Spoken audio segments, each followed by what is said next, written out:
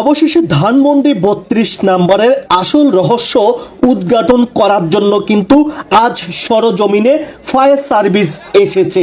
কিন্তু এখানে এসে অনুসন্ধান করে যা পাওয়া গেল, যা শুনলে আপনারা রীতিমতো চমকিয়ে যাবেন।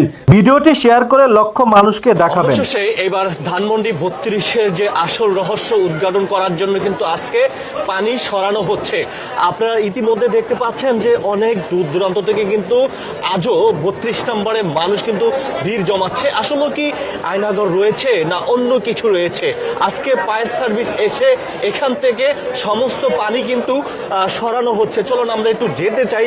যারা এই মুহূর্তে দেখছেন বা শুনছেন অবশ্যই সম্পূর্ণ ভিডিওটি কন্টিনিউ করতে থাকেন। আপনারা দেখতে পাচ্ছেন এখানে কিন্তু পাইপ রয়েছে। আসলে কি পানি সরিয়ে যে আসল রহস্য উদ্ঘাটন করা যাবে কিনা, আর পানি কিন্তু অলমোস্ট সরানো হচ্ছে যেমনটা আপনারা